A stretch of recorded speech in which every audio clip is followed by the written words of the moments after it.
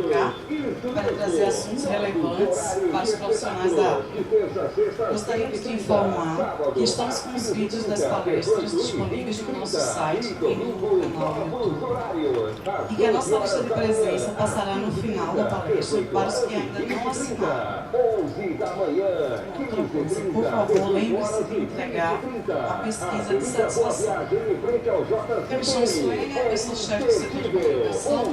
Estou aqui comigo o Danilo, que é o nosso audiovisual, e a Rebeca, que é a nossa jornalista de apoio.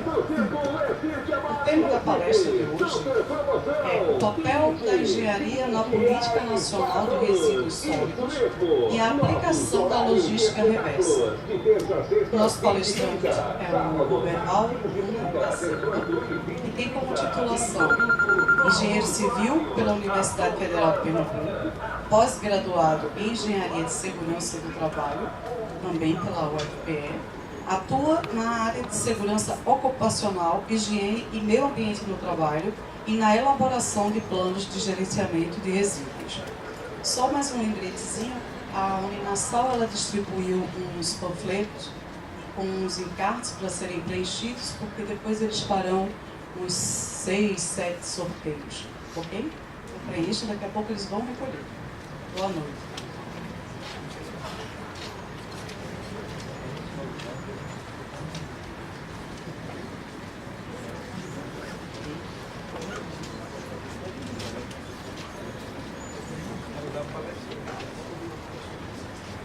Boa noite, pessoal. Na verdade, eu vou falar sobre esse assunto e a minha visão, evidentemente, é a visão de profissional liberal que trabalha prestando serviço nessa área, ou seja, eu não tenho função de órgão público, de controle, alguma coisa desse tipo. Antes, porém, eu vou passar 2 filmezinhos rápidos para a gente se situar no assunto aqui. Podia...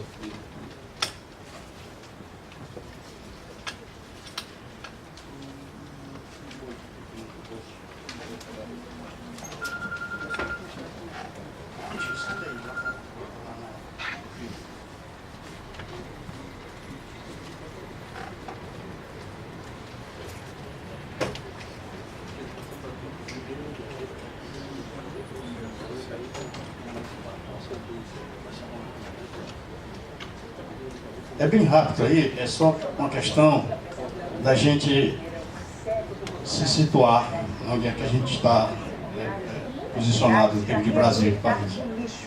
Hoje, na última reportagem, o correspondente Marcos Lozecan mostra como alguns lugares da Europa revolucionaram a maneira de transportar o que é jogado nas lixeiras.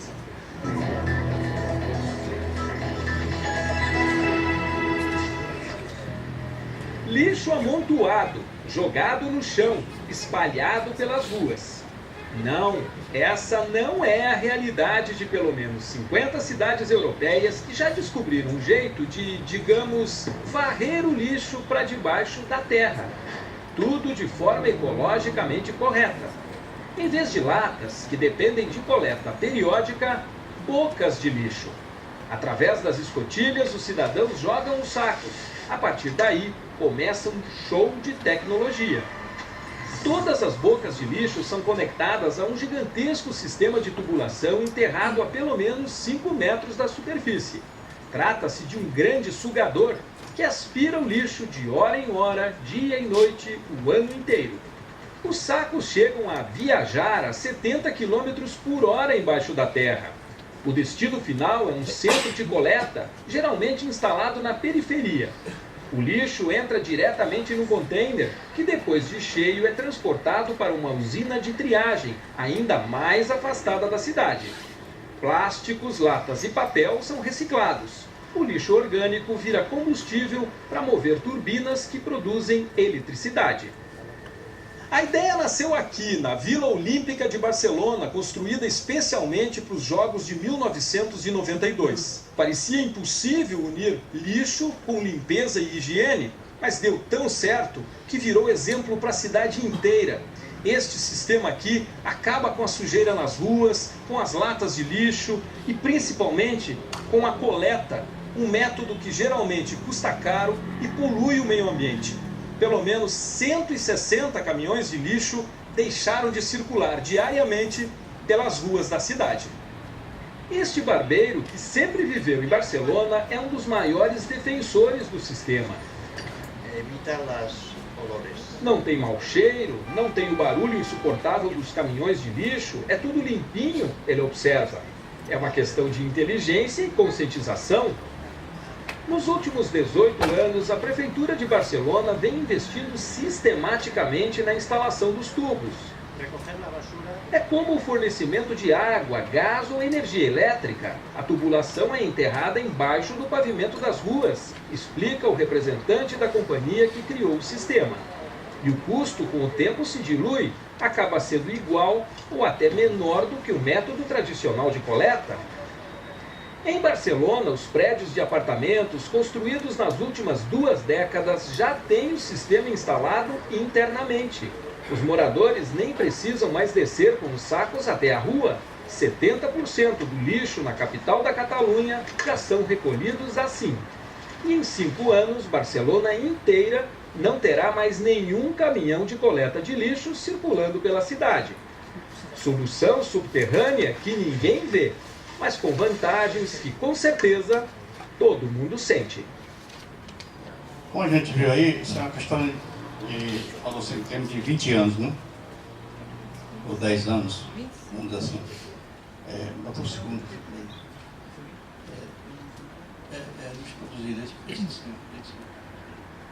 Nós vamos ver então a outra face Mesmo num da período moeda. de crise, com impacto óbvio sobre o poder de compra da população, a quantidade de lixo produzido no Brasil aumentou. Na maioria das cidades, esse material todo ainda oferece risco à saúde e ao meio ambiente.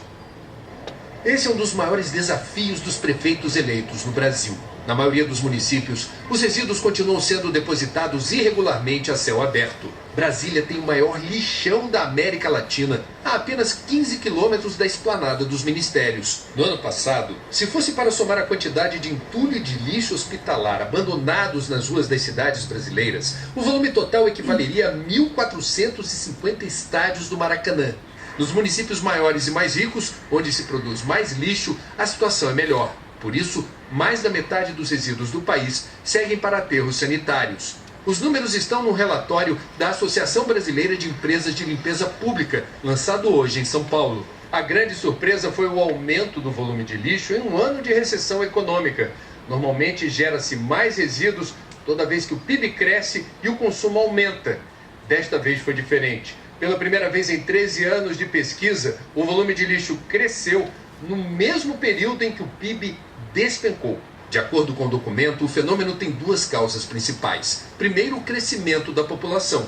Segundo, a crise não interrompeu o consumo de materiais descartáveis, mas o brasileiro optou por produtos mais baratos. Nós precisamos, primeiro, optar por produtos que realmente minimizem a geração de resíduos sólidos. E o segundo é essa percepção ambiental, do que pode ser reaproveitado, do que pode ser reutilizado. Ainda não temos percebido o comprometimento dos recursos adequados para custear todo esse processo.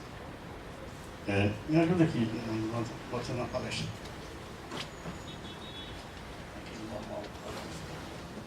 Bom, então vamos iniciar nossa palestra e principalmente para a gente poder formar alguma ideia, né? Eu já me apresentei, nós vamos falar exatamente sobre esse assunto e começar exatamente do princípio, da coisa mais simples, que seria o conceito mais simplista do início da humanidade, que seria tudo aquilo que não tinha nenhum valor, era considerado lixo. E aí está a diferença entre a ação humana e a ação da natureza, né? Porque na natureza formam-se os ciclos e a ação humana era simplesmente de jogar tudo ao relento.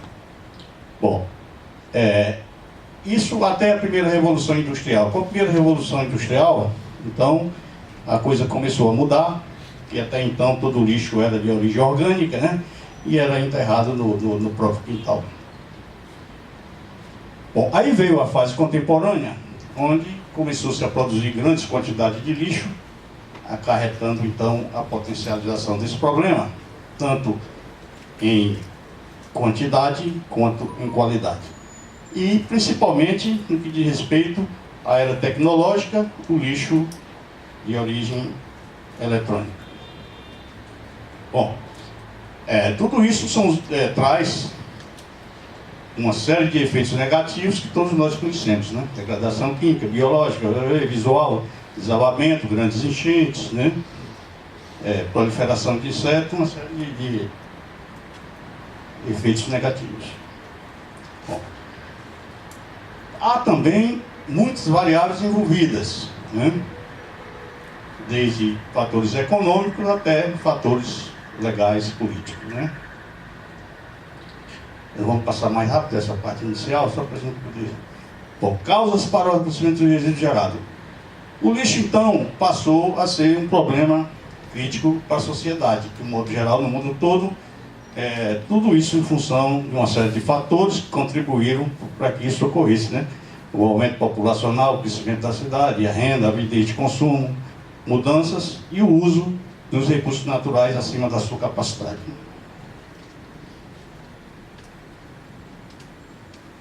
Bom, passou a ser um problema tão sério que as organizações internacionais começaram a se preocupar com esse assunto de uma forma mais séria, né? Até porque houve um crescimento populacional muito grande, desproporcional com a produção de lixo, né? Refletindo na produção de lixo e provocando, então, a ameaça de exaustão dos recursos naturais. A partir daí, o mundo passou por uma série de mudanças de paradigmas, né? Por conta da população, dos reclamos da população, e o que se pretende é justamente passar... Deixa eu voltar aqui. Sair daqui dessa cultura do consumo com a cultura de conservação, né? Baseado hoje nos princípios de sustentabilidade empresarial, onde você tem os 3 pilares, né? O fator ambiental, de justiça social e viabilidade econômica.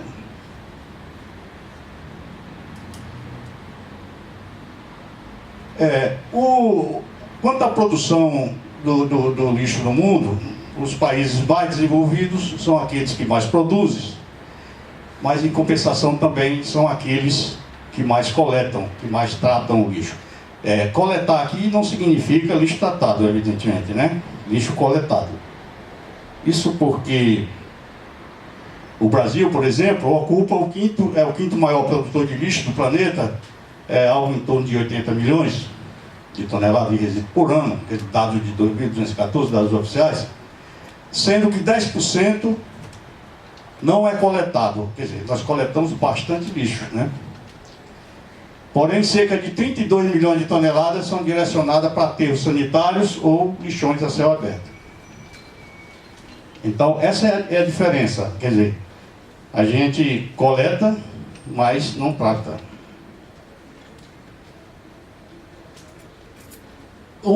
Pesquisa realizada pelo IBGE em 1991, e eu trago esses números aqui para que a gente possa refletir mais na frente. Aqui.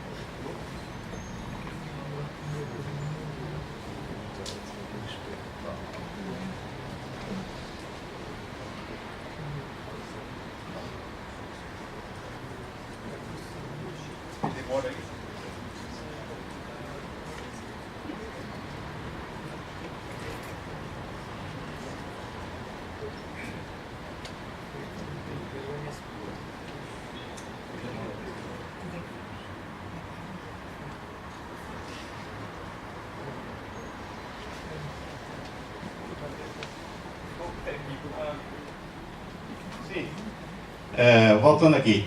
Então nós tínhamos aqui 76% jogado em céu aberto. E aterro controlado, 13%, comportagem muito pouco, certo? E usina de incineração também muito pouco. Então, essa é justamente a questão da deposição final, certo? O nosso grande problema.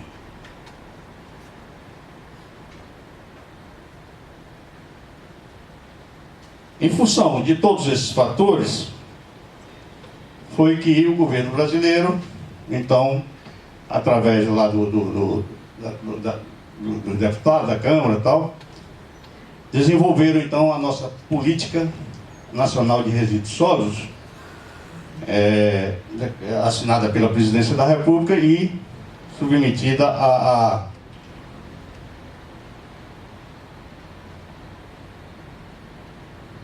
digamos, consolidação através dos principais órgãos de controle, né? O IBAMA, o CONAMA, a Anvisa e o CNEM.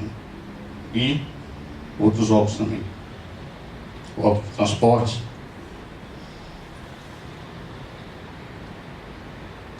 Bom, e o que ocorre então? É que antes dessa lei, a questão do lixo no nosso país era um tema totalmente negligenciado, enquanto ausência de políticas, né, de planejamento e de regulação. E com essa legislação, então, nós passamos a ter uma grande previsibilidade, maior segurança jurídica, né, diretriz, e colocamos o Brasil no contexto de universalização dos princípios da sustentabilidade empresarial.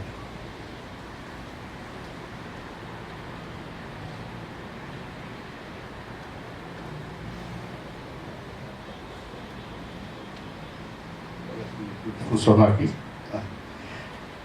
Bom, isso significa dizer, então, que nós temos uma política a nível de primeiro mundo. E podemos dizer isso e afirmar com toda segurança, certo? Até porque essa política, ela está em consonância com toda a legislação emitida pela ISO, né? E qualidade, meio ambiente, segurança e responsabilidade social. Essas, as três principais, as quatro principais, teria mais uma aí de confiabilidade, e todas elas elaboradas hoje dentro de um conceito único, certo? Objetivando justamente o eixo de sustentabilidade. Eu fiz inclusive um trabalho sobre esse assunto no último seminário em Fortaleza, que era justamente falando dessa última aqui, que está em fase de lançamento, certo? E todas essas normas, digamos assim, representadas no Brasil pela BNT e publicadas também. Essa lei, o Plano Nacional de Resíduos Sólidos, veio consolidar então uma série de políticas que já existiam no Brasil, né? Política nacional de educação ambiental, política de saneamento básico, uma série de outras políticas. Ela veio justamente complementar esse grupo de providências, né?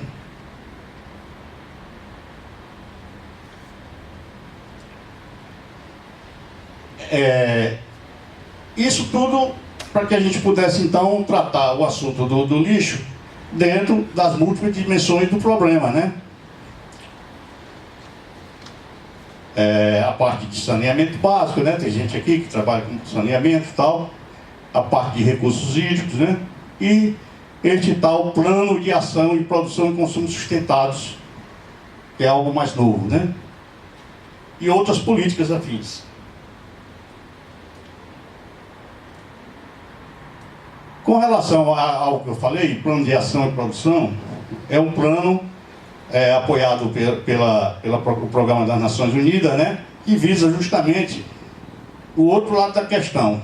É o lado da produção, né? E o lado do consumo. Então esse programa ele trata justamente do lado do consumo e procura então tratar de todos esses pontos prioritários aqui, com reflexo lá na produção de lixo.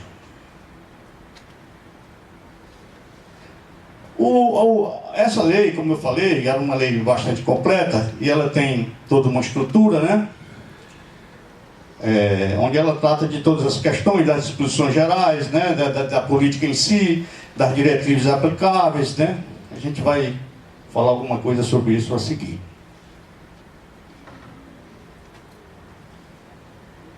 Como objetivos, né, ela tem uma série de objetivos bastante prometedores, né? Padrões sustentáveis de produção e consumo, redução do volume e periculosidade dos resíduos, um conceito de gestão integrada, compra sustentável pelo próprio governo, incentivo à reciclagem,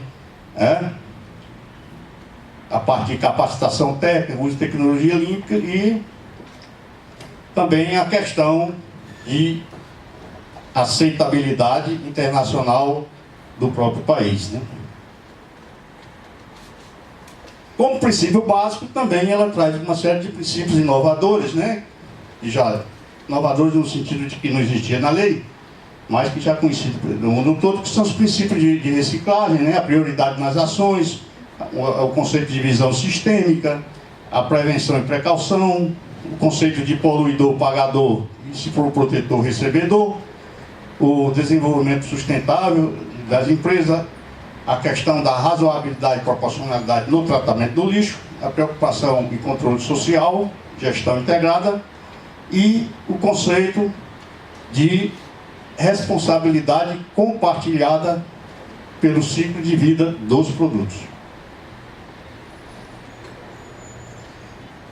E para que essa política seja viabilizada, então, tem uma série de instrumentos que são previstos pela lei. Elaboração de planos de gestão de resíduos, inventário dos sistemas de cadastro, né? Inventários desse sistema de cadastro, declaração anual de resíduos sólidos, sistema de informação centralizado, ações de coleta, licenciamento, monitoramento, acordos setoriais para efeito de logística reversa, incentivos fiscais financeiros, certo? E ajustamento de conduta, quando ele permite termos, a assinatura de termos, né? Fala sobre isso. E a formação de cooperativas, além da educação ambiental. Tudo isso está previsto na lei.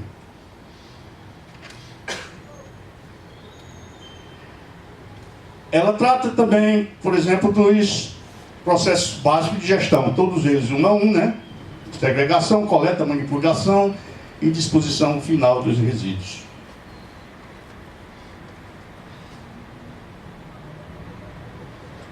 Estabelece uma ordem de prioridade nessa gestão. A prioridade primeira é não gerar o resíduo, né? Depois vem reciclado e tal, até a disposição final. Redução, reutilização, reciclagem, tratamento. Ou seja, ela recomenda essa ordem de prioridade. Contempla, então, a problemática dos diversos tipos de resíduos gerados, né?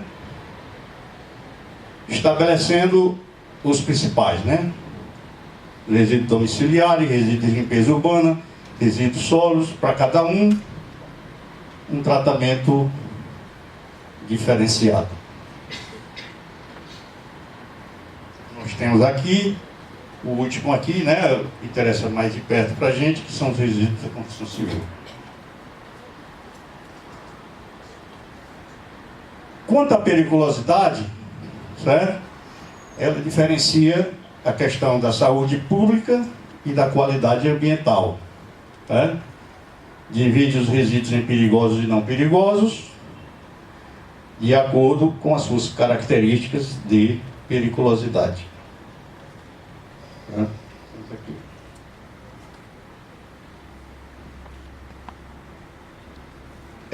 Com relação aos resíduos de serviços de saúde, tem também um tratamento especial, né, de acordo com a origem dele, né?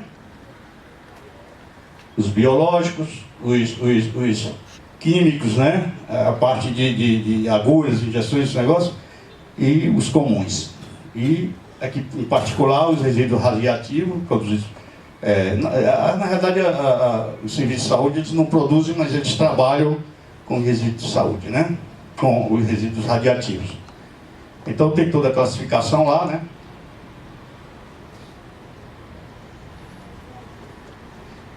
E divide, a lei divide a responsabilidade de cada um dos atores do processo, começando pela União, pelos estados, municípios e os geradores em geral. Ou seja, toda a coletividade está envolvida nesse processo. Divide então essa responsabilidade englobando os 3 tipos previstos, né? Seria a solidária, quando você contrata serviços, né? Não isenta aquela responsabilidade que você tem comum, solidária com quem você contrata. A individual, né? E a novidade maior é justamente a responsabilidade compartilhada, que é aplicada na logística reversa, certo? Sobre o ciclo de vida dos produtos.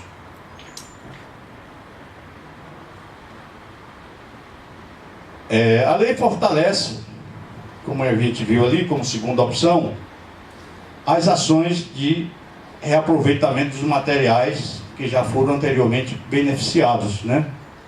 A partir das matérias-primas. Então, ela fala bastante sobre isso aí, mas ela estabelece ou define o princípio, o ciclo de vida dos produtos, certo? Há produtos, inclusive, que têm um ciclo de vida infinito, desde a matéria-prima,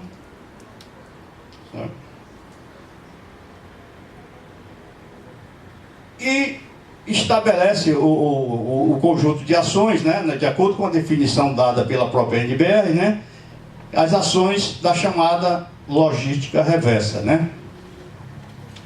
Então seria, tecnicamente, seria um conjunto de ações e procedimentos, meios destinados a viabilizar a coleta e a distribuição dos resíduos sólidos ao setor empresarial para aproveitamento do seu ciclo, outros ciclos produtivos ou outra destinação final ambientalmente adequada.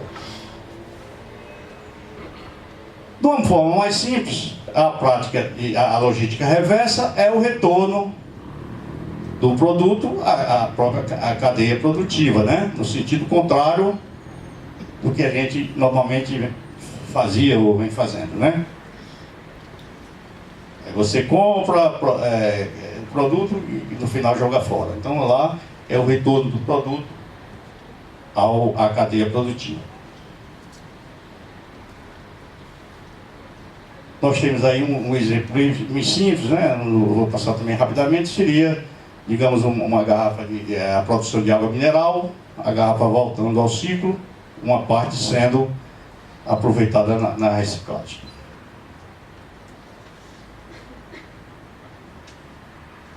Só que existe a logística reversa, ela tem para alguns produtos ela é opcional ou recomendada, né? Mas para outros produtos a lei estabelece que é obrigatória, tá? São esses produtos que estão aí.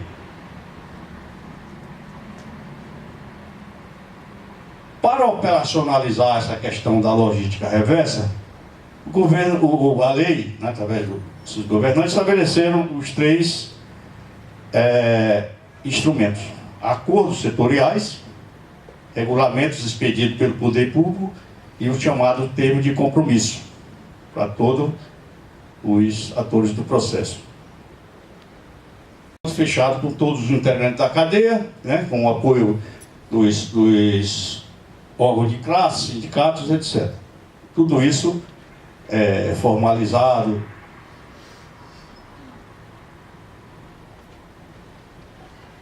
Já existe sistemas de logística implantada, talvez não funcionando da forma que a gente gostaria, mas já são acordos selados, né? E você tem aí os pneus, no caso das pilhas de bateria, embalagem de agrotóxico ou lubrificante contaminado, tá? Daqueles produtos que são obrigatórios.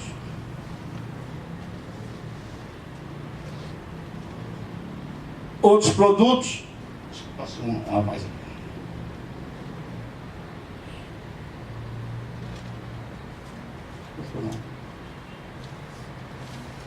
Outros produtos estão em fase de implantação, vai estar fora de ordem aí. Outros produtos estão em fase de assinatura de acordos, estabelecimento, formação, estudo, análise, etc. A lei trata, então, também de todas as atividades relacionadas com a reciclagem, não somente com a reciclagem, mas também com o tratamento até o final do processo, né? Principalmente o que diz respeito aos resíduos de saúde, resíduos perigosos e os resíduos industriais, tá? Como seria, então, ela discorre como é que deve-se proceder toda essa movimentação ali.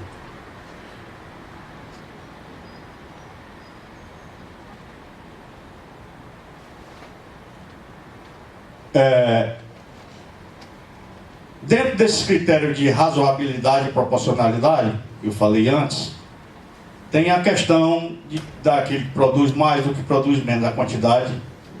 E no caso da construção civil, é dividido em pequenos consumidores e grandes consumidores, né? Os pequenos consumidores, na realidade, deveriam ser tratados como simplesmente consumidores, né? Mas, mesmo assim, os órgãos ambientais fazem algumas exigências com relação a quem produz esse tipo de coisa. Os grandes consumidores já têm uma exigência maior, né? Aqui é aquela transparência que ficou fora de ordem, que são os produtos do sistema de implantação de logística reversa que estão em andamento, né? Talvez esteja um pouco aí desatualizado alguma coisa aí, mas se alguém tiver alguma informação nova, pode depois passar. Está implantado, não é isso? Certo. Mas funcionando direitinho? Tudo? Ok. Então, você tem aqui, então, os sistemas que estão em fase de implantação.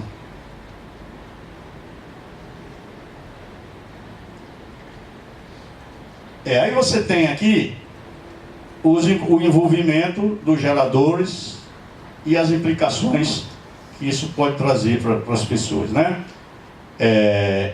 Em primeiro lugar, eu gostaria de dizer o seguinte, que os consumidores não estão fora do processo, né? Como a gente pode ver ali. Nelas está incluído o consumo, diz o texto da lei. E essa implicação é função, naturalmente, do grau de risco, né, à saúde pública ou à qualidade ambiental. Aceitando-se naturalmente, fazendo-se naturalmente os critérios de razoabilidade, né, e aplicando, né, os conceitos de poluidor pagador e protetor recebedor.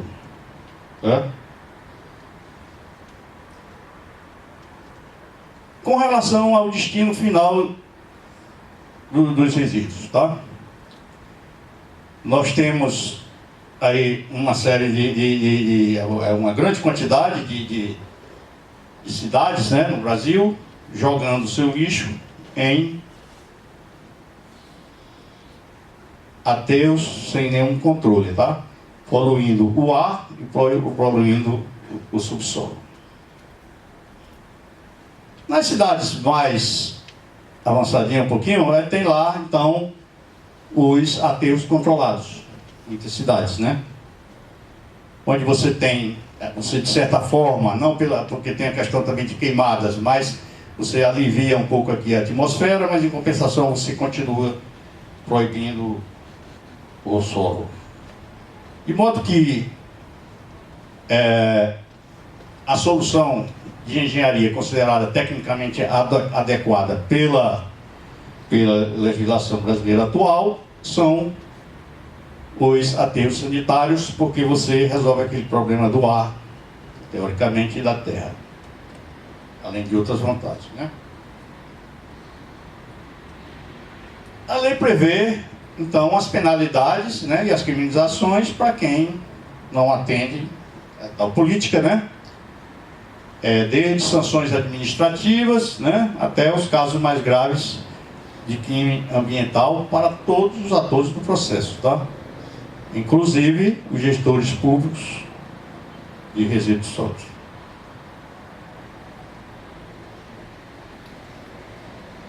Como eu falei, essas sanções elas vão desde dos crimes, né, reparação de dano, né, multas administrativas, e traz em consequência um grande prejuízo para a cidade e para a população em geral.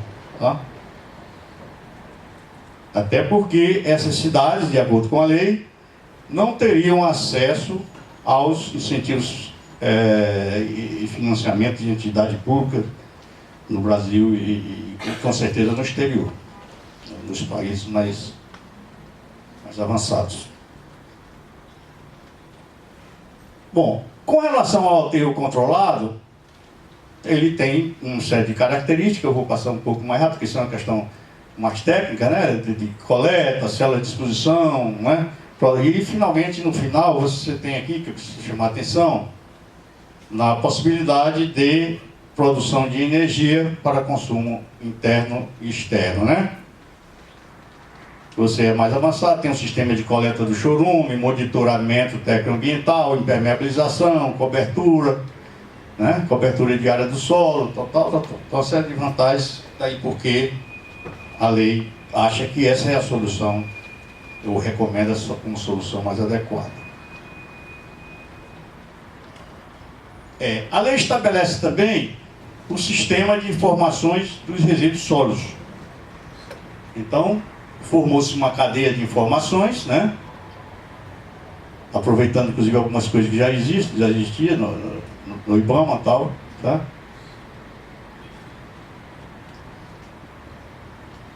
Isso é obrigatório, tá?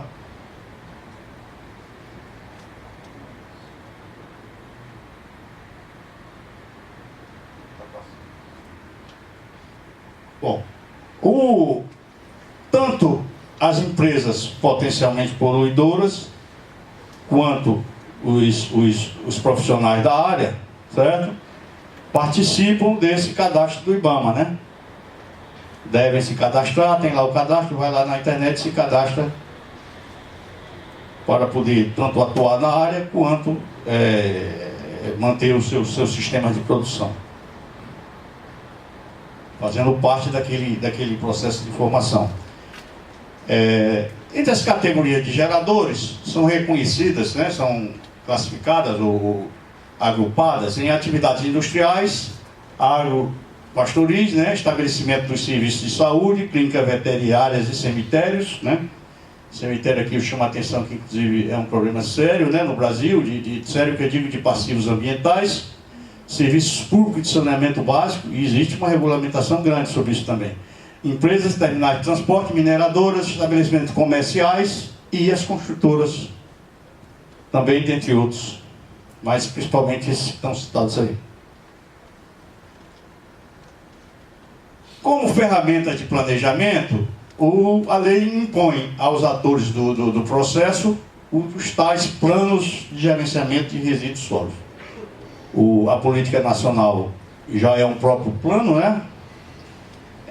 Existem então os planos estaduais, das micro-regiões, né? Planos intermunicipais e planos municipais. Eu vou falar sobre micro-regiões, né?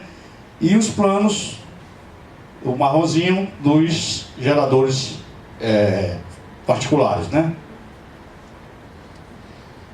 De modo geral.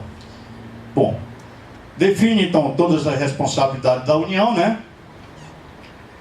Com ações, principalmente as ações de caráter estratégico e o fornecimento dos meios para que todo esse plano aqui funcione, além da fiscalização do cumprimento da lei. Fica com os estados, né, as ações a nível estadual, né, em consonância com os municípios, né, estudo para realizar estudo de regionalização, viabilização e participação dos municípios, né, e cada estado tem que elaborar o seu plano estadual de resíduos sólidos, né. No caso de Pernambuco, temos o nosso lá, feito lá pelo CPRH. É através dessa lei, né, que dispõe sobre as políticas a nível estadual, né, e temos lá o plano, vocês só acertarem lá a agência, lá vocês conseguem isso daí. Isso, cada estado tem o seu, né. Como municípios é a mesma coisa, né? Cada município tem o seu plano, obrigatório, né? E estabelece as diretrizes a nível municipal, né? Dentre essas atividades, né? Está a fiscalização direta, né? Dos poluidores, né? E com a missão de desativar os lixões previsto pela legislação. A legislação municipal do Recife está estabelecida, né, pela INLU e tal, e outro órgão ambiental, né, estabelece para quem vai fazer o plano, certo? Estabelece as exigências, né, cada município tem o seu plano, e define aqui, para efeito de construção civil, o pequeno gerador e o grande gerador com volumes de até 1 metro cúbico dia. Certo? O grande gerador seria acima de 1 metro cúbico dia.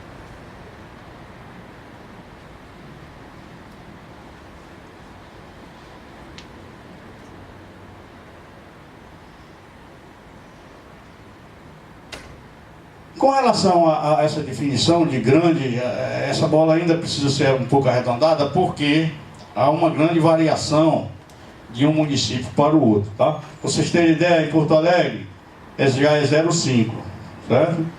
Em Cuiabá, maior do que 500 já define por metro quadrado de construção. E Aracaju já é um pouco diferente. Então, existe uma variação que essa bola aí, com certeza, vai ser arredondada com o passar do tempo aí, tá?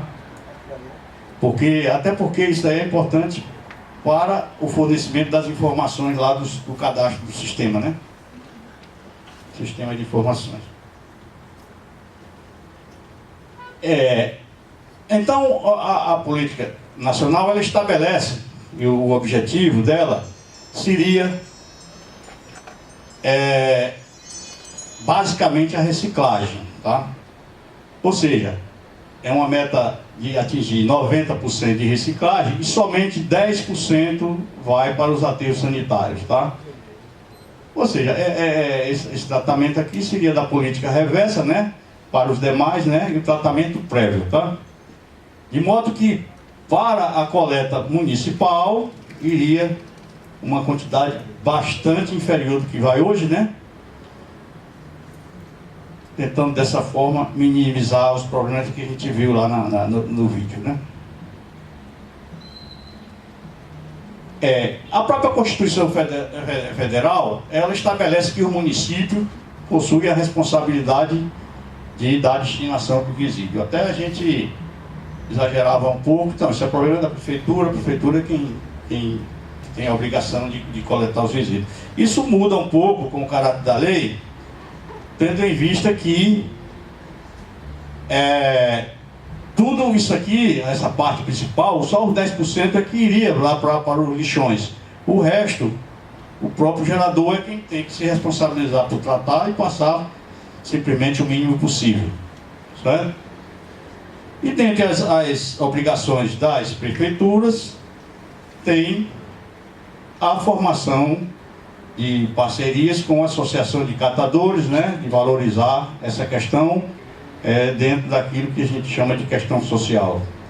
Tirar os catadores da informalidade e estabelecer melhores condições de trabalho para quem já está no sistema aí como funcionário público de coleta dos municípios.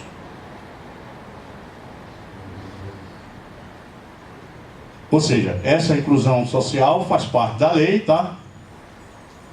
É prevista, inclusive, através de instrumentos para que isso seja viabilizado.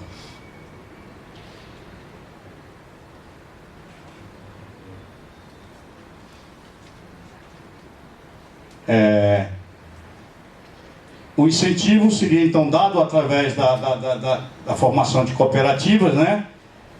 Dando aquele apoio de incubação, né, inicial, tal, até que a coisa ande com os próprios pés.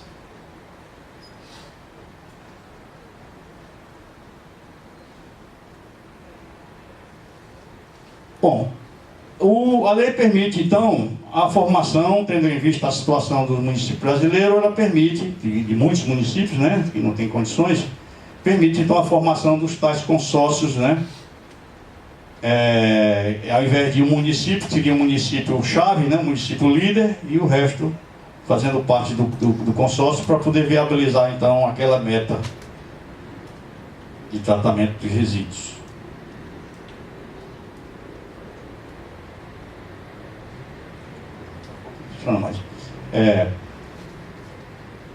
Voltando àquele tema lá, tá? Os geradores, eles são responsáveis, né, por praticamente todas as atividades, inclusive o destino final, porque ele não deixa, se ele mandar esse lixo para a prefeitura, tudo bem, a prefeitura vai se responsabilizar a partir daí, mas ele é responsável por saber para onde vai o lixo, né? Ele é responsável por todas as fases do processo, certo? Tirando aquele caráter que a gente tinha antigamente e a prefeitura era responsável por tudo. Ou seja, é responsável pelo tratamento, pela deposição final, né? Estabelece quem pode ser feito, terceiriza os serviços de transporte, tá?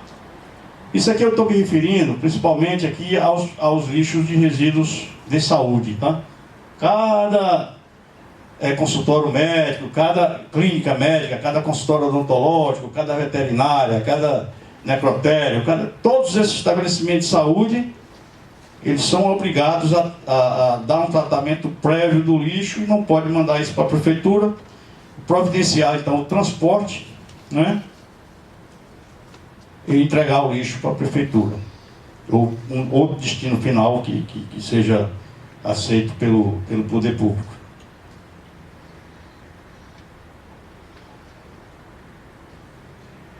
No caso dos geradores, os geradores vão então estabelecer os seus planos de resíduos sólidos, tá? Aí vão dar cada um o seu nome lá, resíduo de saúde, construção civil, químico, esse aqui é industrial, orgânico e tal. Vai estabelecer os seus planos, né? Elaborar. Aí tem os órgãos municipais estabelecendo então os critérios para que isso seja elaborado.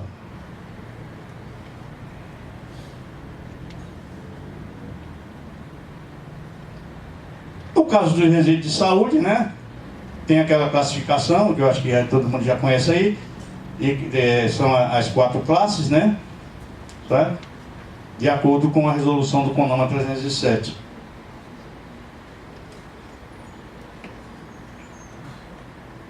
Durante algumas prefeituras, elas exigem as informações, então já dão até os formuláriozinhos prontos para você preencher, com todas as informações, né? Na hora que você vai elaborar então o tal plano de resíduos da construção civil. Porque a própria lei, a própria legislação do IBAMA, ela obriga e já diz que informação que quer e tal, para jogar lá no sistema geral. Bom, aí são algumas referências, né, biográficas previstas que existem, né, no Brasil, né, normas técnicas, né.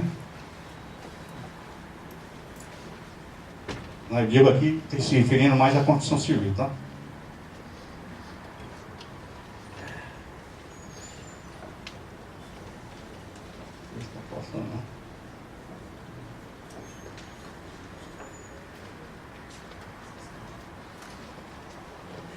Bom,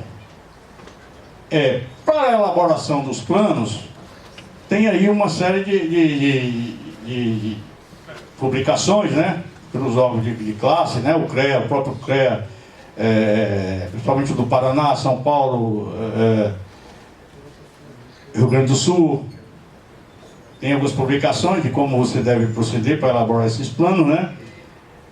Temos aqui diversas publicações de outras entidades, né, entidades de classe, Senai, etc.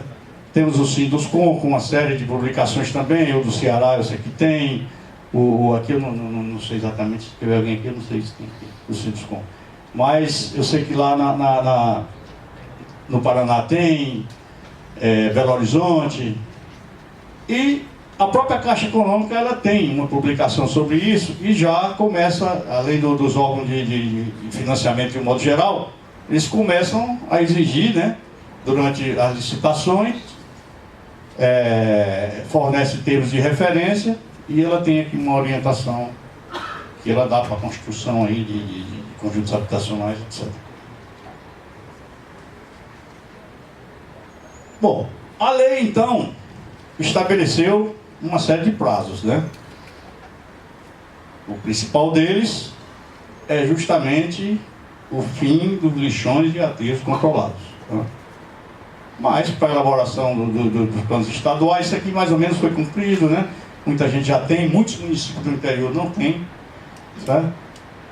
Mas as principais capitais, as capitais brasileiras, as grandes cidades já dispõem dos seus planos, né? Os planos municipais das maiores cidades, né? E as informações do cadastro de informações vem sendo implantado paulatinamente. Aí a gente vê que a aplicação dessa lei, dessa política, né? E da própria logística reversa, ela traz uma série de vantagens. Só que nós podemos dizer que até agora a nossa única vantagem tem sido a própria publicação da lei, tá? Uma vez que nós temos aí uma série de atrasos e essa lei está bastante defasada, já está começando até a ficar defasada da realidade mundial, tá?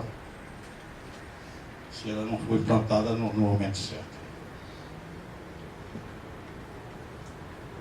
O grande problema é exatamente como tirar do papel e fazer funcionar.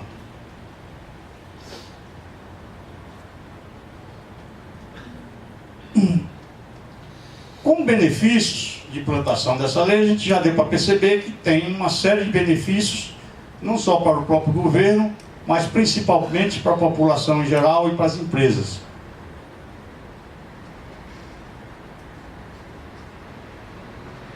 No eixo ambiental, nós vamos mitigar uma série de impactos, vamos economizar os recursos naturais e vamos ter com isso outra série de benefícios, né? Inclusive a produção de energia, dando lá um benefício econômico e ambiental. No eixo social, a gente viu que a lei já trata desses assuntos, né? Tirar os catadores da informalidade e gerar postos de trabalho, né? E trazendo com isso uma série de benefícios para toda a sociedade. No eixo econômico também, né? Para as empresas, a grande vantagem é o diferencial competitivo.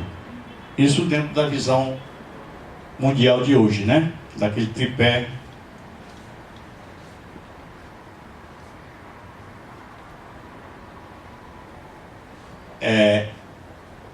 Para a engenharia, de um modo geral, nós temos aqui uma geração de uma série de oportunidades, né? E a geração de resultados na forma de lucro e valor para os seus clientes, né? A gente vai falar um pouco aqui sobre isso aí. Ou seja, a nossa função é obter ganhos financeiros, né? Preservando os recursos naturais por meio da logística reversa, participando disso daí. Deu para perceber que, no caso da engenharia, pelo fato de não ser obrigatória, a gente tem que participar dessas cadeias todas, né?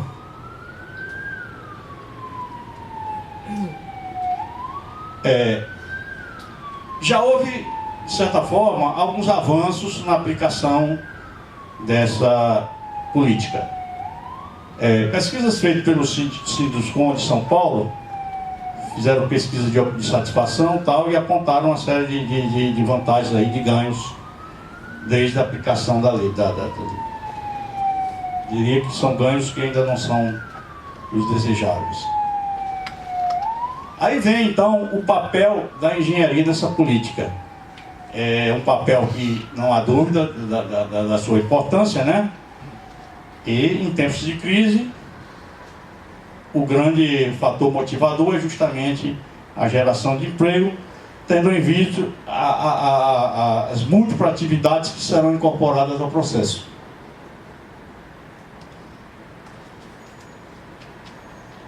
Ou seja, para você ter ideia, na implantação de um aterro desse, nós vamos ter atividades de terraplanagem, máquinas, topografia, sistema de drenagem, tratamento de efluentes, né, a parte de transporte, né, sistema de compostagem, a segurança do trabalho, né, e os aspectos, inclusive, de biossegurança, né, que estão bastante focados nesse processo todo.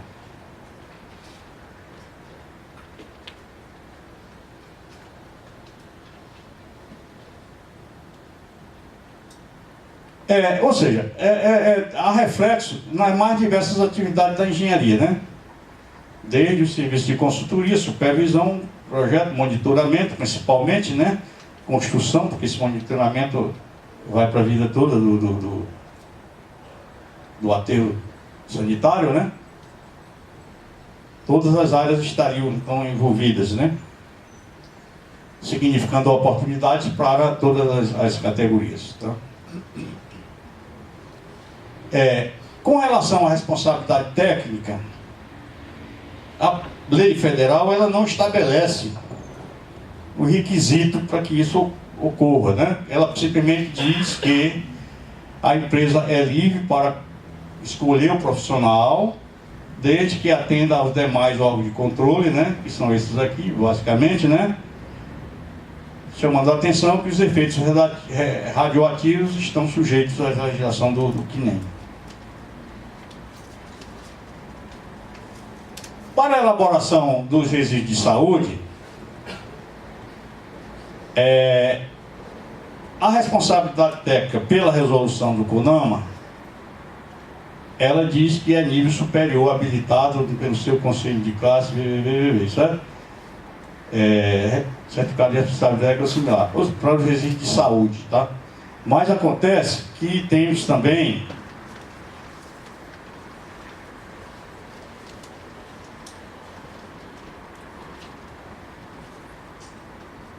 no caso nós temos também que fazer o cadastro, aquele cadastro que eu citei lá no IBAMA, tá? Os profissionais têm que ser cadastrados no IBAMA, tá? Teoricamente, tá? Ou deveriam ser.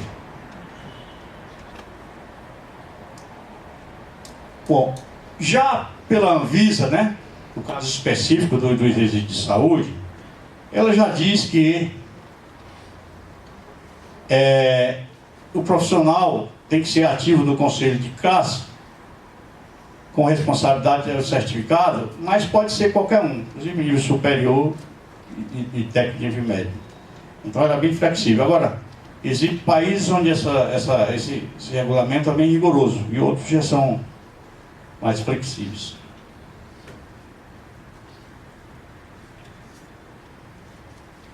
Ocorre que a fixação dos critérios é feita pelos órgãos municipais.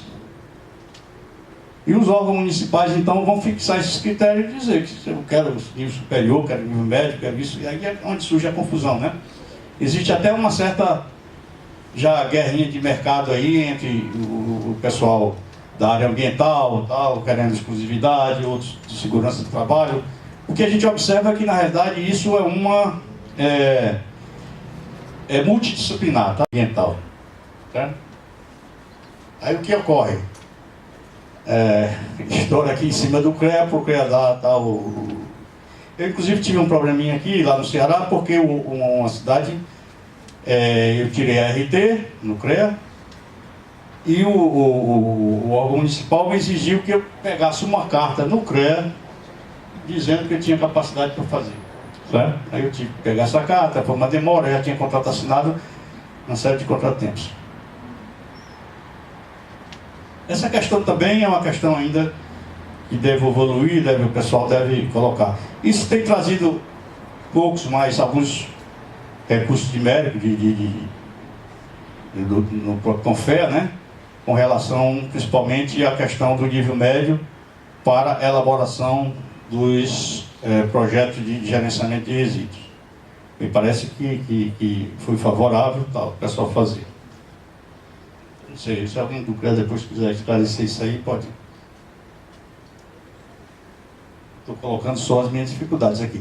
Bom, uma das vantagens que nós tivemos aí com o problema da reciclagem é que o Brasil finalmente é líder de alguma coisa, né? É líder na reciclagem de latas de alumínio, com 95,7%, seguido da Argentina, do Japão, da França, da Noruega, tá?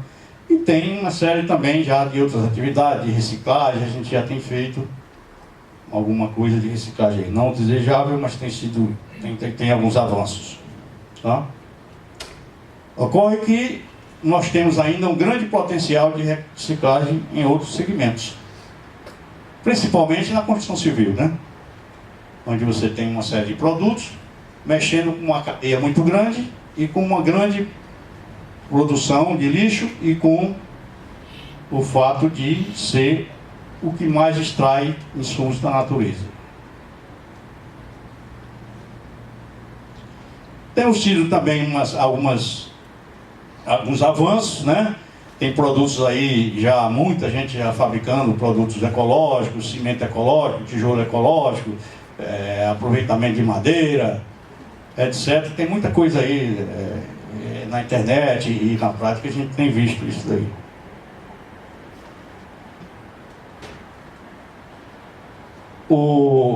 A gente vê em outros países, né, a construção de alguns aspectos, né, aquela questão do telhado verde, questão, né, de aproveitamento do resíduo, que de certa forma está envolvido, a construção de alguns edifícios sustentáveis nos outros países, né.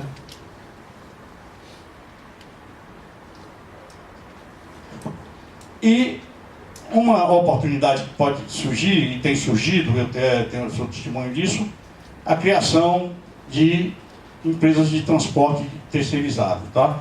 Já que os geradores são encarregados de contratar isso, né?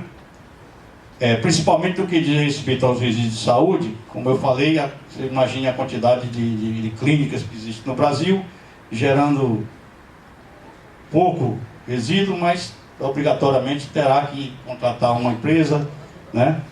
Regularizada e tal, com certificado de aprovação, atendendo todos os requisitos da lei, né? A ficha de emergência, certificado, tudo isso aí envolve a questão do transporte, né? E temos até a própria legislação de transporte no país, né? Outro fator positivo é o aquecimento do comércio de máquinas, tá? Grandes construtoras, né, teriam que adquirir britadores, ou vêm adquirindo alguns delas, britadores, transportadores, mecanismos de separação, quando isso para geração de resíduos na própria obra. Porém, como a gente viu lá no vídeo, o maior papel da engenharia está justamente, daí é porque eu digo que a nossa legislação começa a ficar caduca, com relação à implementação de coleta de lixo por meio pneumático subterrâneo, né? E já tem uma aceitação grande, tem muitos países, né, tanto na Europa quanto na América do Norte, adotando essa sistemática aqui. Você imagine também a quantidade de atividades que isso não geraria, né? Ou gera, para que isso seja produzido. Há também outros sistemas em outros países, diferentes desse, né? E também com bastante aceitação. Eu vou citar só 2 casos aqui, só para a gente se posicionar. Na Alemanha foi criada uma empresa, né? Que ela faz justamente essa questão da coleta, do sistema paralelo de coleta de resíduo, para efeito de reciclagem e inserção na política reversa. Quer dizer, é uma empresa só, criada pela associação, para aqueles que produzem o mesmo tipo de resíduo, uma questão de otimização de recursos, né, facilitação. Nós temos aqui, foi publicado na revista Isto é Dinheiro, né, o caso do plano que foi estabelecido lá na hidrelétrica de Jirau, né, aqui foi no caso pela construtora, né, é o Marco Corrêa, né, onde havia uma produção de 90 toneladas dia de resíduo, né? Eles investiram cerca de 700 mil e tiveram, em 4 anos, um lucro de 2,6 bilhões. Aí vem as dificuldades e os desafios para a gente poder implantar essa política.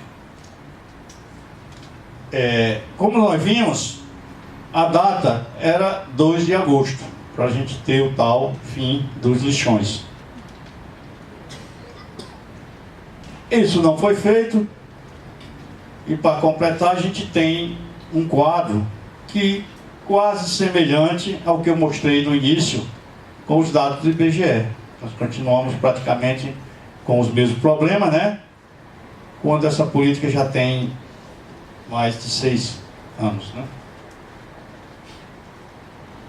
Ou seja, a gente continua lançando resíduo nas encostas, continuamos com a ausência de tratamento e disposição adequada, baixo nível de reutilização e reciclagem, apesar de ser líder em lata de alumínio, catadores de lixo em condições insalubres, e hoje tudo isso caracterizado por uma grande dificuldade técnica dos municípios, tanto técnica quanto financeira. A gente observa que eles não têm a mínima condição de desenvolver isso sozinho, sem o apoio do Estado ou do país. Você tem também uma caracterização com a destinação inadequada dos recursos públicos, né? O Brasil é líder de reciclagem de papelão e lata de alumínio, porém apresenta baixo nível em outras áreas, tá? Ou seja, não sei por que a gente recicla tanta lata de alumínio, né? O pessoal está bebendo muita cerveja.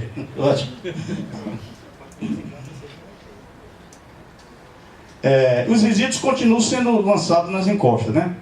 E nós temos ainda 60% do município, como a gente viu na transparência, com lixos em lixões ou aterros sanitários.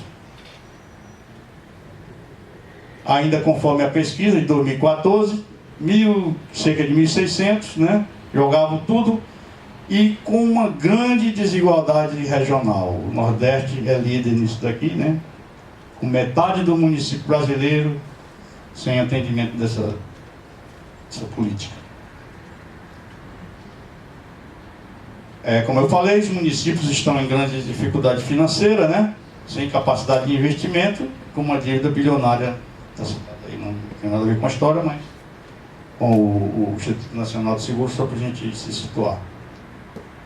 Bom, temos ainda uma grande quantidade de catadores em condições insalubres, né?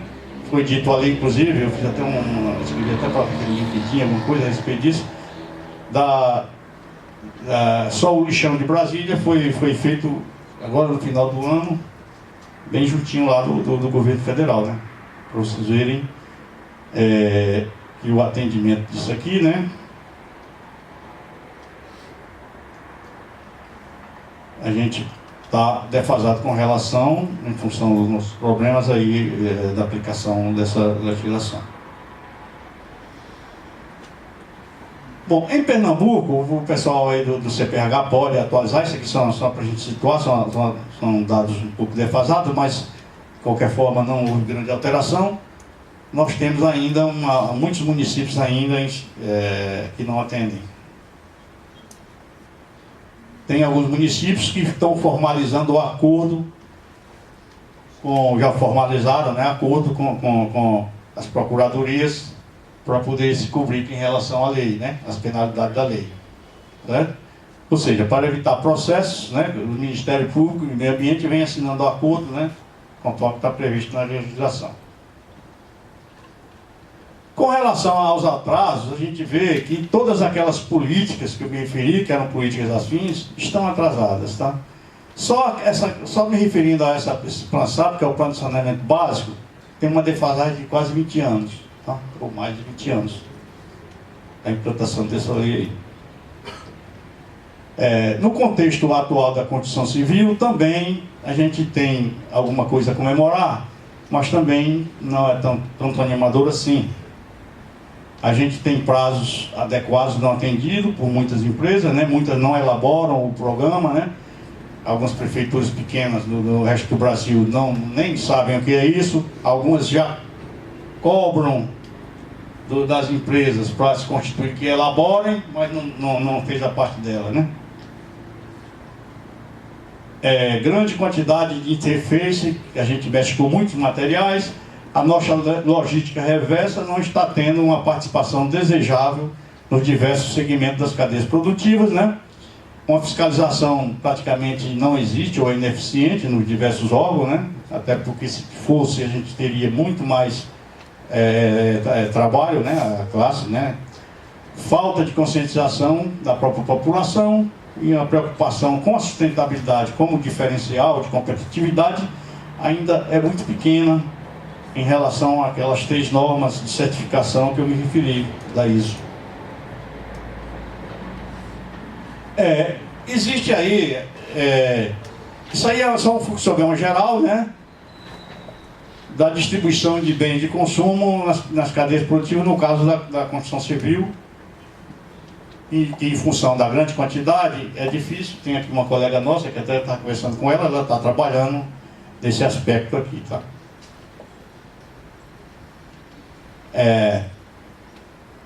A nível do governo, existe uma pressão muito grande, que isso ainda não foi resolvido em função dos problemas que nós temos tendo, outros problemas maiores, mas de revisão dessa política, dessas datas aqui, tá?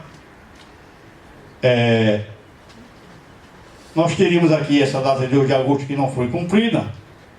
A proposta que está mais forte é essa daqui, passar para 2018, a região metropolitana, algumas que ainda não atenderam, e municípios com população inferior até 2021. É uma pena que isso aqui ocorra, né? Infelizmente, porque enquanto isso a gente tem essa série de problemas aí.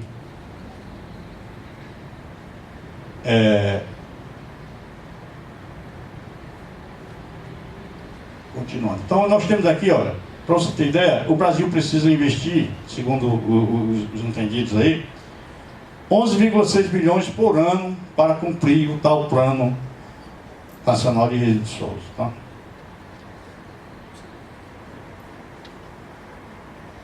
Enquanto isso, alguns defendem o financiamento para obras de grande porte, né?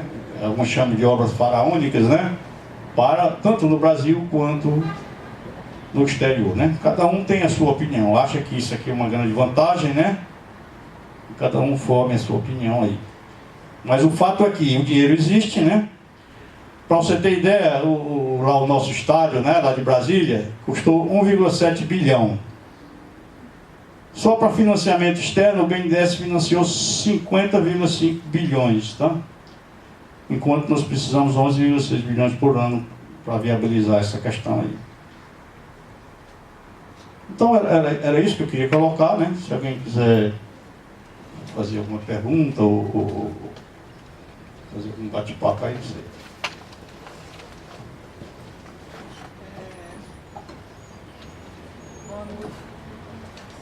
Eu tive a oportunidade de conhecer o aterro sanitário de Gravatá, né? É 7 municípios, né? Do consórcio, né? Só que eu tive informação que ele deixou de ter uma operação satisfatória, né? Que não estava... Nem começou, hein? Hein? Nem começou a funcionar, já deixou de... Não, quando eu fui visitar e estava funcionando. Sim. Eu acho que foi logo no início. E depois, por conta de questões financeiras, né, que caiu a qualidade do sistema, né, de arrecadação de coleta. Deixou de funcionar, isso, né? O que quer dizer? Por conta disso, né? Está funcionando deficientemente. Tudo isso faz parte desse quadro geral nosso, né? De dificuldades. Temos considerados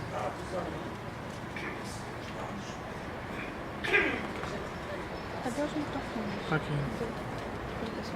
Tem. Eu fico com aqui.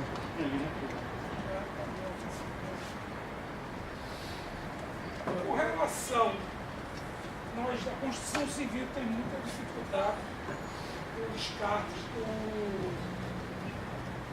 do gesso utilizado na construção civil. Tem muita dificuldade no descarte do material gesso, né, na construção civil. E a gente vê que os municípios não têm uma política bem definida de destino final. Como é que está sendo tratado isso? Não só a nível do nosso município, como a nível nacional. Que ainda é um grande problema, né? O Estado é um grande produtor de gesso, né?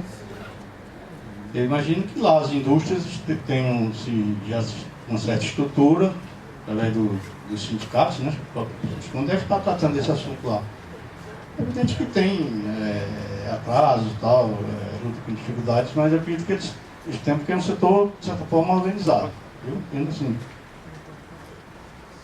Ou pelo menos fica tudo ali juntinho, né? Tudo fácil não fica tão espalhado como alguns produtores que existem, um em cada canto, né? Para você unir esse pessoal e fazer o acordo, né?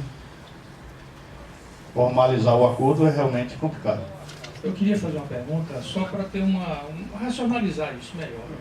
Você falou ali que 80 milhões, eu não vi a unidade, quilos, toneladas, né, por ano.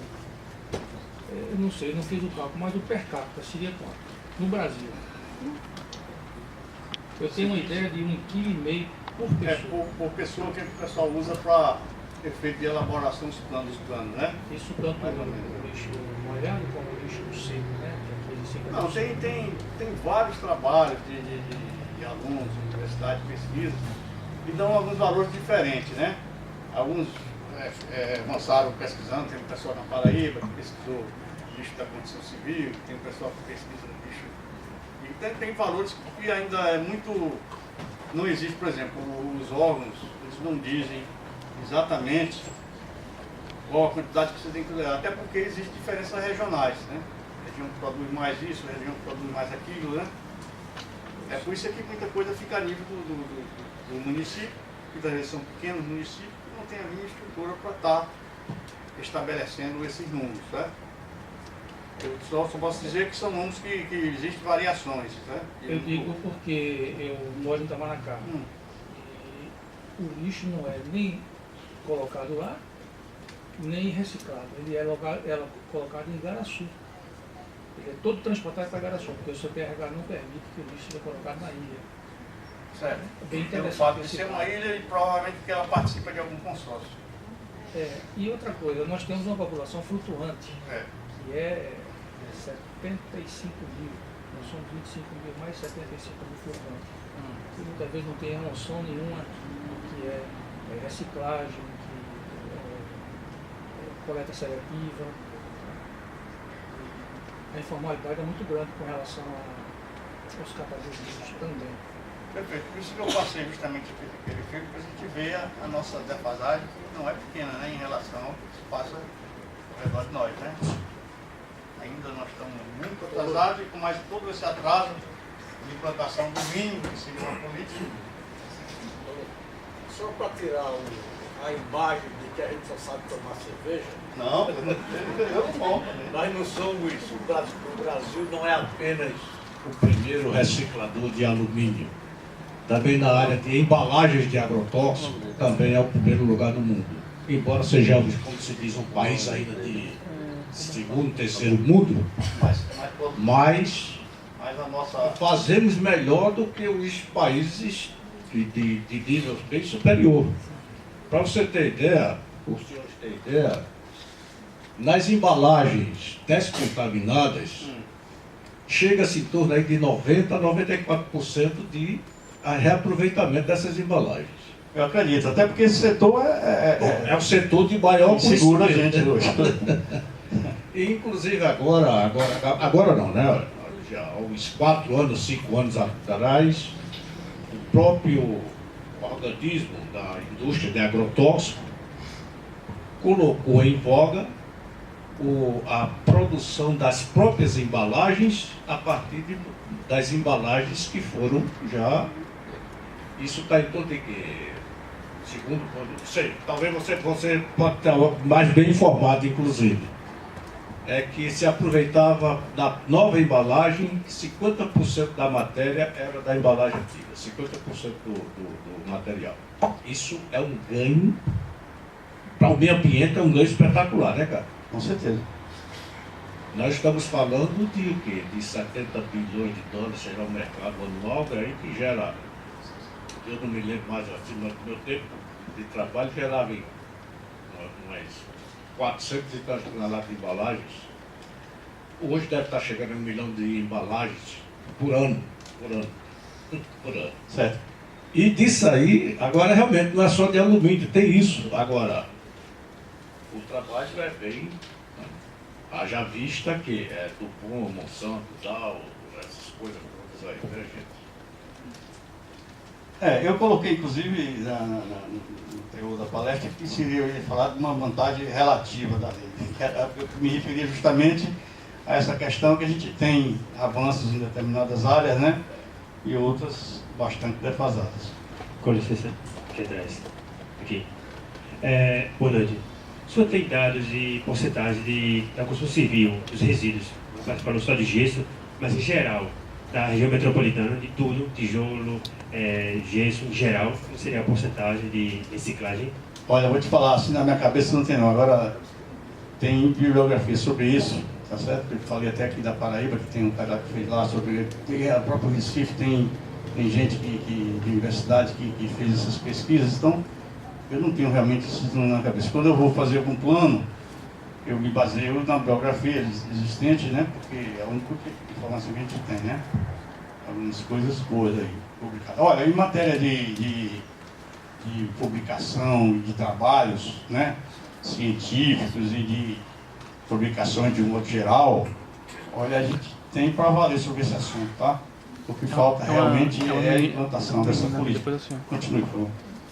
E no caso do saneamento básico, o senhor falou, o problema do saneamento básico do Brasil seria porque a nossa política é uma política momentânea. Se fosse uma política de Estado, ou seja, perpétua, assim, perene, seria melhor, mas infelizmente é só políticas a cada 4 anos. Muda o governo, muda a ideia, muda o objetivo e assim não prossegue o saneamento ou outros programas. O que o senhor acha disso? Seria assim mesmo? Não, eu diria que a política, normalmente ela permanece, né? Ela é estabelecida e permanece. Agora, a aplicação, eu concordo contigo, ela depende de quem está no poder, né?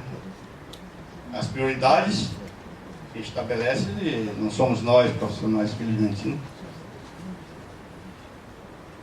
Boa noite.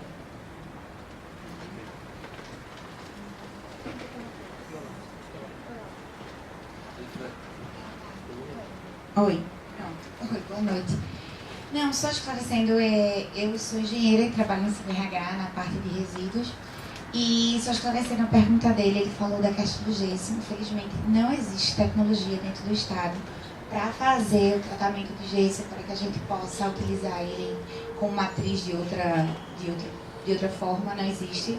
A gente tem algumas unidades que fazem reciclagem de resíduos de construção civil, com trituração, e que conseguem fabricar desde tijolo ecológico até outras coisas, né? Até utilizar madeira para a formação de cavaco com matriz combustível, mas gesso infelizmente não tem, né? Fica aí até a ideia para estudantes que pudessem desenvolver isso dentro de universidades, algo que a gente não tem dentro de Pernambuco.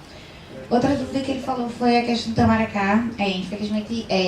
Felizmente, na verdade, Tamaracá faz parte do consórcio e todo resíduo vai para a CTR Pernambuco, que é um aterro sanitário, que em Igaraçu. Agora a gente tem um problema sério em Tamaracá, que a gente ainda tem a perseverança de lixões lá, que não foram remediados, porque o poder público não tem interesse realmente de efetuar isso. Aí fica como sugestão, eu acho que a gente tem a lei de responsabilidade fiscal, por que não a gente não tem uma lei de responsabilidade ambiental, que todos os municípios tenham que ao longo dos seus mandatos cumprirem, questão de lixão, questão de saneamento básico. Infelizmente a gente passa por um retrocesso muito grande nessa política ambiental do Estado por conta disso. Essa questão do gesso aí fica como sugestão, até de uma oportunidade para a empresa. Agora, se eu poderia responder a colega ali alguma coisa sobre Gravatar? Não, você não tem informação. Gravatar possui um aterro que, infelizmente, mais uma vez, por conta do poder público, é um aterro sanitário que foi construído com dinheiro público e que, por ausência de interesse dos políticos, a gestão dele, a gente chama de degringolou, ela não funciona, não existe. Não só a Gravatar, mas também uma série de outros. Belo Jardim, a gente tem esse problema em Salgueiro também. Rio Formoso passou por um problema, enfim, são aterros sanitários devidamente construídos, de acordo com todas as regras da engenharia e tal, e que são entregues ao município, e o município simplesmente deixa virar lixão. Não faz a cobertura, não faz a coleta de chorume, enfim, todos esses problemas que o senhor acabou de relatar. É outro problema, né? Além do lixão. Professor, boa noite.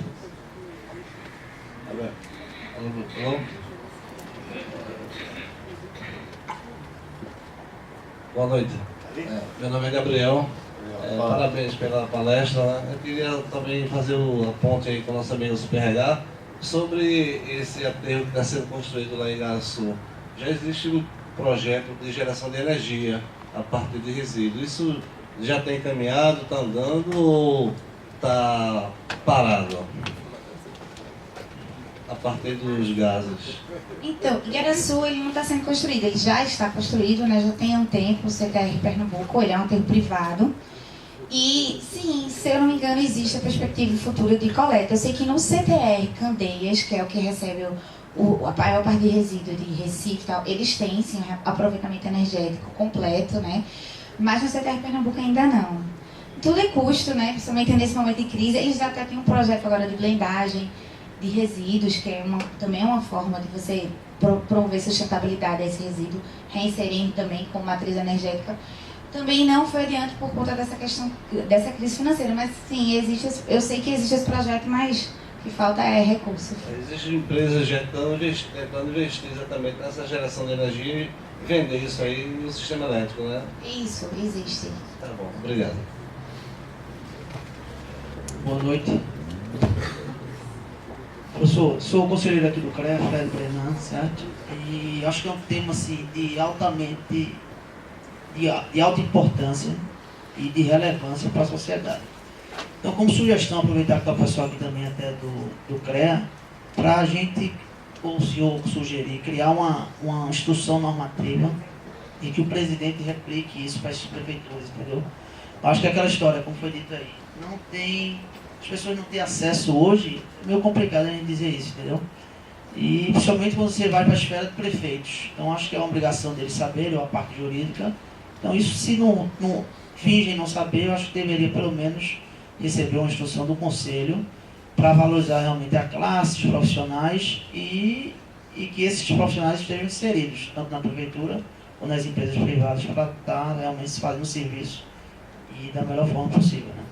Dentro dos padrões aí que o senhor demonstrou, das necessidades das normas. Eu acho que a parte nossa técnica é exatamente essa, a gente fazer o que diz as instruções normativas.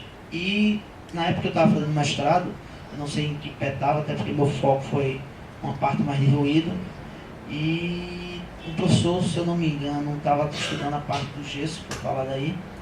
Então existe, se eu não me engano, um processo para ele ser reciclável, tem que ter um aditivo antes de todo um processo, e esse processo é um pouco mais caro. Então acho que deveria realmente existir mais estudos em relação a isso, mas se eu não me engano a Unicap já tinha... A gente tem muito plano para manga para desenvolver, temos muitos sonhos, mas dentro da tua linha de raciocínio aí, uma ideia seria trazer o próprio órgão, a menina ali do CPRH, o órgão CPRH, né? Para falar sobre o assunto, como é que está. É evidente que isso aí não vai fazer essa política andar, mas pelo menos a gente fica informado, né, de tudo que se passa. Professor, só para complementar um pouco, eu vejo que as prefeituras têm até interesse, mas talvez não saibam como fazer, porque sozinhos não vão resolver o problema do lixo. Nenhuma prefeitura vai resolver sozinha o problema do lixo. Porque leis o Brasil tem muitas. O problema é aplicar as leis. Não sabem como aplicar. Porque precisa de educação, conscientização. Isso demora, leva tempo. O senhor não concorda? Concordo, e o papel da União seria, nesse caso aí, além de fornecer, que já fornece, mas como a gente viu ali, a aplicação não foi muito adequada aí dos recursos, e fornecer a parte técnica toda, a assessoria técnica e propiciar isso por municípios, porque eu trabalho justamente no interior, principalmente no estado do Ceará, né? E vejo que não há a mínima condição de fazer nada, tá? O cara não sabe nem o que é isso. Ele não sabe que polícia elétrica, eu nunca ouvi falar, tá? E mesmo que tivesse, não teria condições, porque não tem hoje recurso financeiro para isso. Não sei, talvez o recurso financeiro conseguisse com as empresas interessadas nesses processos também. Porque a inclusão social, como o senhor falou ali, né? Eu me lembro de um projeto que tinha aqui com a Compesa. Nós temos um manancial de Itamaracá, né?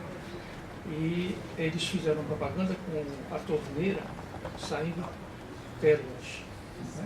Que representava a água. Jogaram no mercado, jogaram na população. Aquilo serviu de borrão, papelzinho para fazer limpeza, qualquer coisa.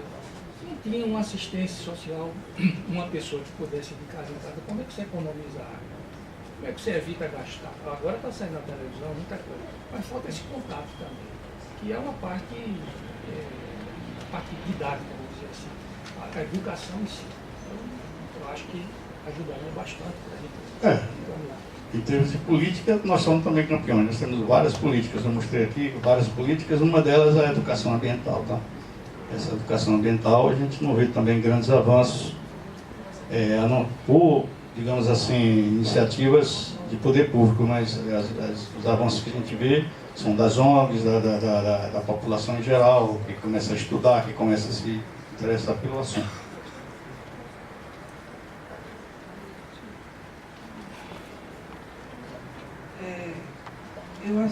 Eu sei que tem problema de recurso, né, os municípios, mas se você chegar para um prefeito, você perguntar assim, qual é que você tem, o que é que você prioriza? Construir um estádio de futebol, um viaduto, alguma coisa assim, ou um saneamento. Todos eles vão ter estádio de futebol. Vai ser uma obra assim, faraônica, né? Porque o pessoal não dá valor a saneamento, a parte de coleta de lixo, esse tipo de construção, porque não dá ibope, não tem visibilidade para a população, né? É melhor o cara construir um viaduto, uma ponte, que é assim, uma coisa, né, do que um saneamento. Então, eu creio que seja a visão política da coisa, né, que é o interesse de voto, que eles querem aparecer mais, então eles não priorizam esse tipo de obra, entendeu? Não dá muito ibope por conta disso. Nesse contexto mais geral nosso, né? Boa noite. Voltando a essa questão do gesso, né, do gesso. Eu trabalhei em uma construtora que a gente tinha uma dificuldade muito grande de destinar as placas de gesso. E a gente conseguiu fazer uma parceria com a empresa cemitéria, a CBMC, situada em Suape, e ela coleta todo esse material que a gente destinava antes para ciclo ambiental, onde custava em torno de R$ 55 por tonelada. Passamos a vender, né, por R$ 7, e destinamos ele que eles utilizavam para fabricação de cimento. Então seria uma alternativa dentro da construção civil para destinar esse material. E a gente conseguia segregar todo ele dentro do canteiro de obra, de acordo com a conscientização através de palestra e educação ambiental. Certo. O que falta, na realidade, aí é a formalização desses acordos, tá? Junto com os sindicatos, os órgãos de classe, tá? Os órgãos, sindicato da indústria e tal. Essa formalização, apesar de não ser obrigatória, mas ela é recomendada e deveria ser feita através de um instrumento mais simples que não um acordo coletivo, certo? Um acordo Até coletivo. então foi a primeira obra que começou a iniciar essa questão de destinação de resíduos, não pagando e se recebendo esse material e reciclando. Perfeito.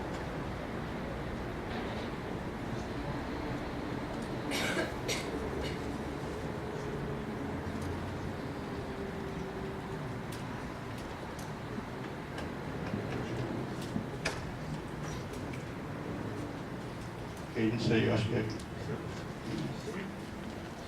Não tendo mais, pode ir. Ok, pessoal, muito obrigado, viu? Vamos tocar para frente.